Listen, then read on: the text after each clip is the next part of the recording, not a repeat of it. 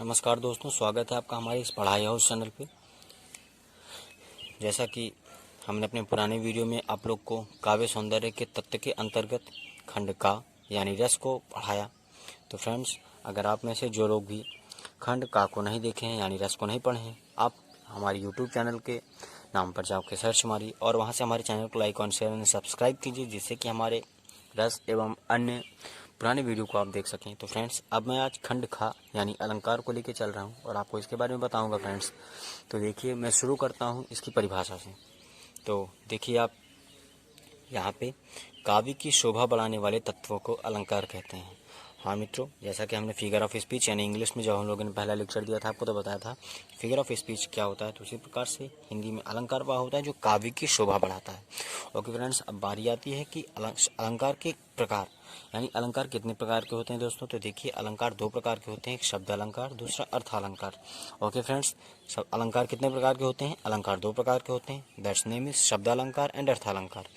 अब यहाँ पे देख लीजिए, जहाँ पर शब्दों के कारण चमत्कार आ जाता है वहाँ शब्द अलंकार हो जाता है, तथा जहाँ अर्थ के कारण रमणीयता आ जाती है वहाँ अर्थ अलंकार हो जाता है। ओके फ्रेंड्स, जब शब्दों के द्वारा चमत्कार हो तो शब्द अलंकार, और जब अर्थों के द्वारा चमत्कार हो तो अर्थ अलंकार हो जाता है।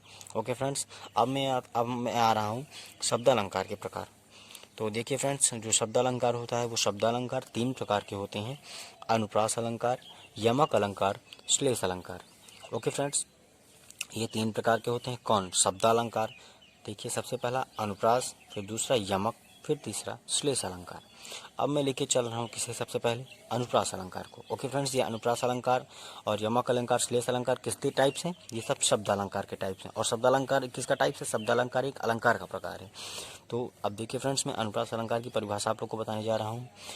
जहाँ पर एक ही वर्ड की आवृत्ति बार बार हो वहाँ अनुप्रास अलंकार होता है। फ्रेंड्स, मैं सारी डिफिनीशंस को मात्र दो लाइन में बनाया हूँ कि आपको इजीली याद हो जाए और आप अच्छे से मार्क्स गेन कर सको फ्रेंड्स। ओके फ्रेंड्स, तो देखिए, आप जितनी भी डिफिनीशन पाओगे 2-3 लाइन में होगी, जिससे कि आप लोग को यह याद करने में आसानी होगी। देखिए, मैं फिर से बोल दे रहा हूँ, जहाँ पर एक वर्ड की आवृत्ति बार बार हो वहाँ अनुप्रास अलंकार होता है। फ्रेंड्स देखिए, यहाँ पे आप लोग गलती से शब्द मत लिखिएगा, क्योंकि जब शब्द लिख देंगे तो वह गलत हो जाएगा, क्योंकि यहाँ पे जो वर्ड होता है वर्ड की आवृत्ति बार बार होती है। ओके फ्रेंड्स, तो इसका उदाहरण देख लीजिए, रघुपति राघव राजा राम। देखो फ्रेंड्स, मैंने एकदम सिंपल सा उदाहरण लिया है। देखिए, ये मैंने रा वर्ड के नीचे अंडरलाइन किया है सबके नीचे, क्योंकि देखो इसकी आवृत्ति हो रही है, रघुपति राघव राजा राम। इसके अलावा फ्रेंड्स इसके कई एग्जाम्पल है, जिस तरह इंटरव्यू तरतमाल तरवट बहुचाए, अन्य कई हैं, चंदू चाचन चंदू की चाची के चांदनी रात में चांद की चम्मच चटनी चटाई, ये सब इसके विभिन्न प्रकार के उदाहरण हैं। ठीक है फ्रेंड्स, लेकिन मैंने आपके लिए एकदम सिंपल वर्ड्स में इसको चूज़ किया कि रघुपति राघव राजा राम, ये आप लोग को बड़े ईजिली से याद हो जाएगा।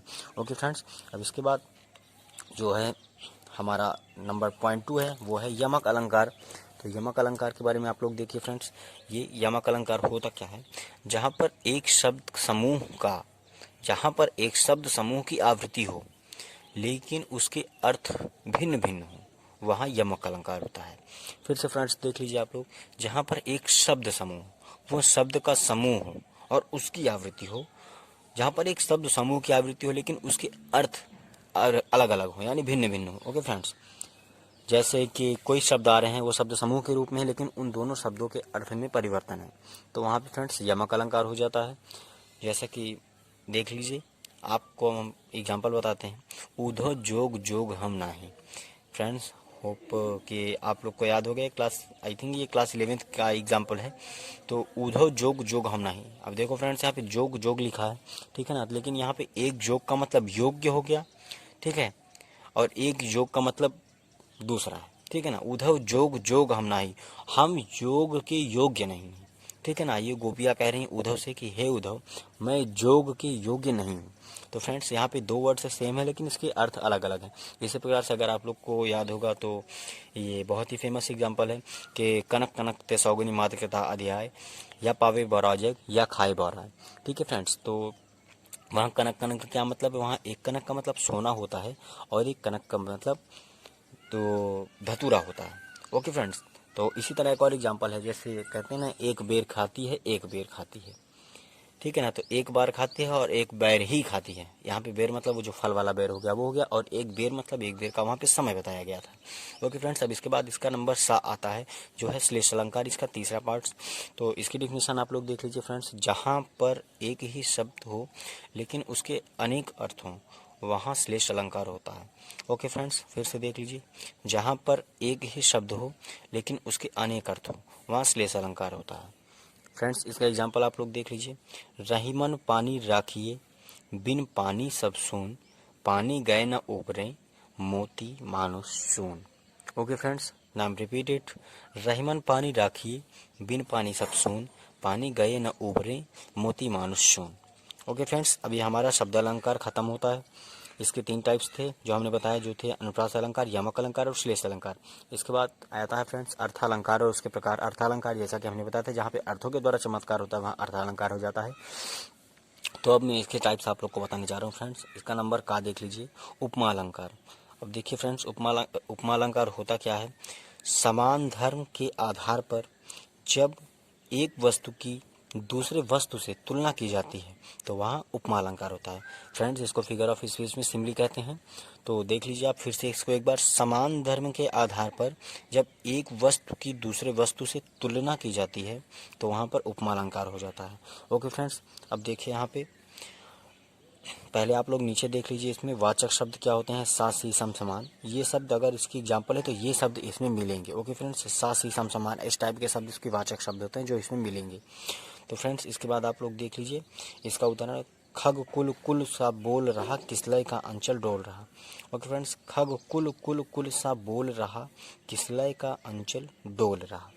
ठीक है फ्रेंड्स, ये हो गया इसका उपमा अलंकार का उदाहरण। अब इसमें देख लीजिए, जैसा कि हम लोगों ने वाचक शब्द आपको बताया, तो इसमें देख लीजिए सा सी सम समान हमने बताया था आपको, वाचक शब्द ये होते हैं।